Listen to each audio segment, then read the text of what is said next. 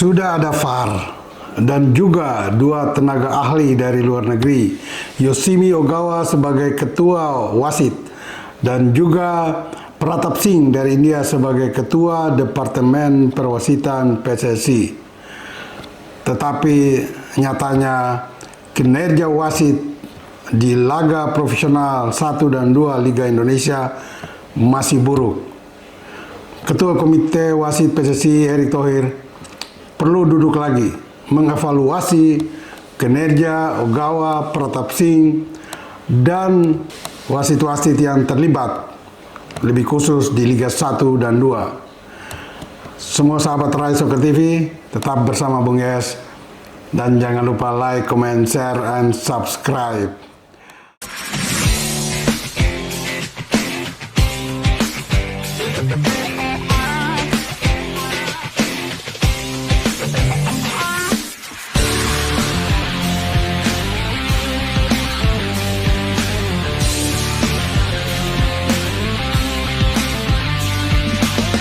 Ini untuk kedua kali Rai Soccer TV mengangkat isu dalam negeri, lebih khusus kompetisi profesional. Setelah yang pertama, kira-kira 2 pekan lalu atau 3 pekan lalu ada kejadian yang luar biasa di mana duel antara Barito Putra melawan PSM Makassar di Liga 1 sempat PSM bermain dengan 12 pemain. Nah, pekan lalu tepatnya di hari Sabtu kembali kinerja buruk wasit ditampilkan oleh Korps Baju Hitam ini, ya. Karena dari 2 pertandingan yang saya amati dan juga ada 1 laga Liga 2, semuanya menggambarkan buruknya kinerja wasit kita. Liga 1 yang tampil di hari Sabtu pekan lalu, katakan saja tuan rumah PS Biak yang menjamu Persib Bandung, dan PSS Sleman menjamu Persebaya Surabaya. Juga di Liga 2 ketika Delta Sidoarjo menjamu tamunya Persibo Bojonegoro.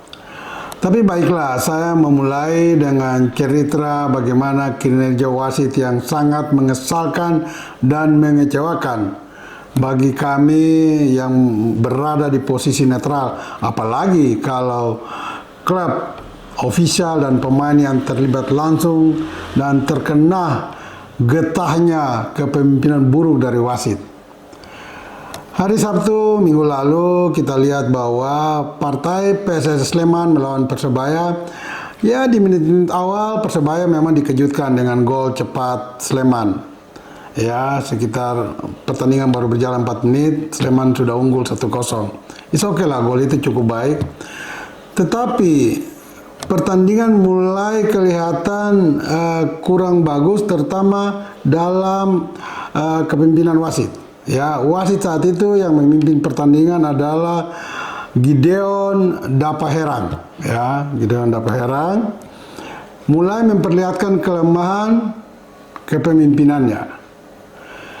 Gol kedua yang dicetak oleh Kleberson, ya, bagi PSS Sleman, itu ada terindikasi atau lebih menonjol pada kemungkinan offside Kleberson, karena dia menyambut sebuah tendangan bebas dan gerakannya seperti mendahului bola, ya. Nah, celakanya wasit VAR dan juga wasit lapangan Dapaherang atau si Gideon tidak memutar ulang replay kejadian gol kedua Sleman tersebut. Sama sekali tidak ada.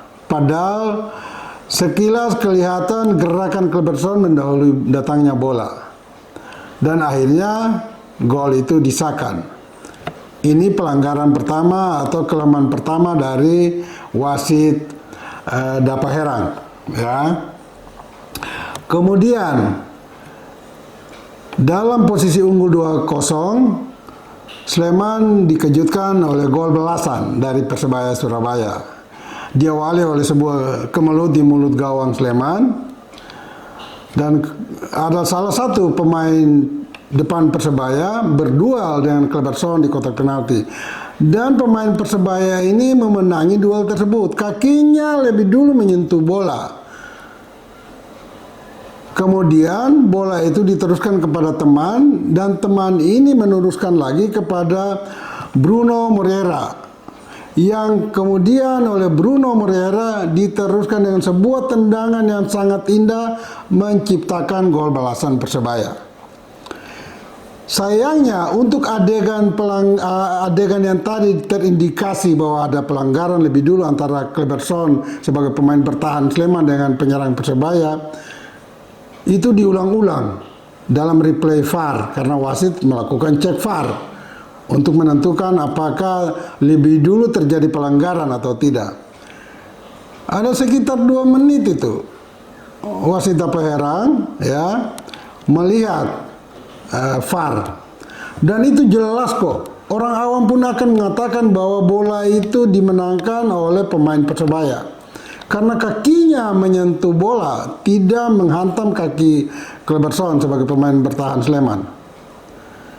Konyolnya wasit Dapaherang ini ya, Gideon Dapaherang ini setelah melihat visual tersebut sekitar 2 menit lamanya, dia justru mengambil keputusan menganulir gol Persebaya itu. Bagi saya ini sangat konyol, sangat konyol. Ya tidak mengherankan kalau kubu Persebaya, terutama pelatihnya Paul Munster mengamuk di pinggir lapangan dan akhirnya mendapat kartu kuning. Ini celaka betul, karena terlalu sederhana untuk memutuskan kejadian itu. Itu harusnya gol bersih bagi Persebaya.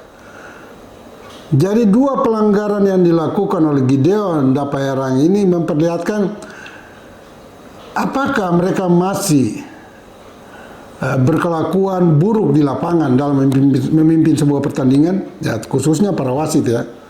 Padahal sudah ada VAR ya. Honor mereka pun sudah sangat bagus. Ya. Kok masih saja melakukan pelanggaran-pelanggaran yang sangat elementer dan mengecewakan. Kita orang netral saja sangat kecewa bagaimana dengan pemain dan klub yang terkena getah dari buruknya kepemimpinan wasit tersebut.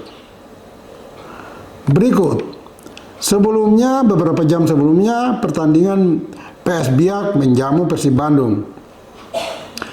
Itu juga wasit Tommy ya, Tommy Manggopa membuat sebuah kesalahan yang elementer lagi ya. Ada duel di tengah lapangan antara pemain Persib dengan PS Biak, dan duel itu sangat bersih, sangat bersih. Tapi wasit Tommy Manggopa meniup pelanggaran untuk menguntungkan PS Biak karena pemain Persib Kuipers dianggap melakukan pelanggaran atau pemain Biak. Ya otomatis Kuipers yang merasa tidak melakukan pelanggaran melakukan protes sangat keras ya. Sedikit ngotot dengan wasit ya Manggopa. Akhirnya Manggopa memberikan dia kartu kuning. Ketika kartu kuning diberikan kepada Kuipers, semakin meledak emosinya. Dia ambil bola, dia banting ke lapangan. Tindakan kedua dari Kuipers ini ya memang harus diganjar kartu kuning. Dan ketika kartu kuning kedua keluar, maka disusul dengan kartu merah. Tapi yang mau saya katakan di sini, kok dengan entengnya wasit ini memberikan pelanggaran bagi keuntungan PSB, padahal duel itu sangat bersih. Sebagai pemain, ya tentu merasakan kecewa yang begitu besar dari lemahnya kepemimpinan wasit. Ini sebetulnya tidak perlu terjadi kalau wasit kita itu benar-benar sadar akan tanggung jawab dan komitmen mereka. Karena sebuah kesalahan kecil dari wasit saja, itu efeknya sangat besar, merugikan berbagai pihak. Ya, pemain, pelatih, pemilik klub, dan pemain sebagai lini terdepan yang merasakan betul. Apalagi kemudian diganjal kartu merah. Kejadian ketiga di Liga 2 antara Delta Sidoarjo melawan Persibo Bojonegoro. Ya, ada sebuah pelanggaran tidak jauh dari pertahanan Deltras. Kemudian wasit Itfi Akbar meniup pelanggaran bagi keuntungan Persibo. Dan dia mencoba memberikan kartu kuning, memberikan kartu kuning kepada pemain Deltras. Nah, sebelum dia mencatat nama pemain Deltras itu di kartu kuning, Persibo sudah melakukan quick free kick atau quick play on. Itu diregulasi sah-sah saja. Tetapi dalam momentum atau kejadian tersebut harusnya free kick atau quick free kick ini tidak boleh dilakukan karena wasit masih merapikan kartu kuning, menulis nama, dan dia belum selesai melakukan itu. Kecuali wasit sudah menyelesaikan penulisan nama pemain itu di kartu kuning, nah itu bisa dilakukan. Tetapi kalau belum, berarti itu masih tetap dalam off play, ya. Nah, kemudian bola yang disodorkan oleh pemain Persibo kepada rekannya juga itu offside karena rekannya memang tertangkap offside. Nah, kemudian kasus ini dinaikkan ke Komdis. Komdis memutuskan karena ketika kejadian itu terjadi, Delta sedang unggul 1-0. Nah, Komdis PSSI kemudian menyidangkan ini, lalu memutuskan posisi akhir pertandingan adalah kemenangan 1-0 tetap bagi Deltras. Jadi gol yang dilakukan oleh Persibo itu dianulir karena memang sangat tepat keputusan Komdis itu. Gol Persibo itu pun belum disahkan di lapangan karena belum ada tendangan tengah. Jadi jangan sampai salah interpretasi bahwa Komdis bisa menganulir sebuah gol. Tidak, itu belum disahkan itu gol karena belum ada tendangan tengah. Jadi memang belum ada terjadi gol yang disahkan dalam pertandingan itu, khususnya gol Persibo tadi. Nah, dengan berbagai kejadian ini, saya mengimbau kepada Ketua Komite Wasit PSSI Pak Erick Thohir supaya sebaiknya konsentrasi yang saat ini lebih banyak ditujukan pada membangun tim nasional kita untuk lolos ke Piala Dunia. Juga tolong jangan mengabaikan kinerja wasit yang sekarang ada di Liga 1 dan Liga 2. Karena ini bahaya. Dan juga mungkin perlu mengevaluasi Ogawa dan Pratap Singh sebagai dua orang asing yang memimpin dan ingin memperbaiki kinerja perwasitan kita. Kalau memang mereka betul-betul bisa memperbaiki, lakukanlah dengan tegas, ya. Jangan sampai hanya mereka datang sini membawa nama besar tetapi tidak melakukan perubahan yang signifikan terhadap wasit-wasit kita. Karena sorry to say, wasit-wasit kita ini dari dulu memang kinerjanya sangat buruk, ya. Sangat buruk dan tidak pernah kelihatan ada niat komitmen yang serius untuk memperbaiki diri mereka. Selalu pelanggaran, kesalahan-kesalahan kecil yang dilakukan oleh mereka. Ini tidak boleh. Ya termasuk kejadian yang saya katakan di awal tadi ketika Barito Putra melawan PSM Makassar di mana ada 12 pemain PSM Makassar bisa bermain di lapangan. Ini tidak bagus. Tidak bagus, ya. Bahkan juga ada wasit-wasit yang dengan sadar mereka tetap memainkan atau membiarkan play on padahal waktu injury time sudah lewat. Katakan sebuah pertandingan yang setelah 90 menit diberikan waktu tambahan, injury time 5 menit. Harusnya di menit ke 95, sekian detik, oke lah, diakhiri pertandingan tersebut. Tapi setelah menit 95, wasit masih tetap membiarkan play on sampai menit ke 96, bahkan 97, 98. Ini sepertinya wasit-wasit kita memang melakukannya dengan sengaja. Tapi mudah-mudahan bukan ada pesan khusus terhadap para wasit yang melakukan blunder yang sebetulnya tidak perlu.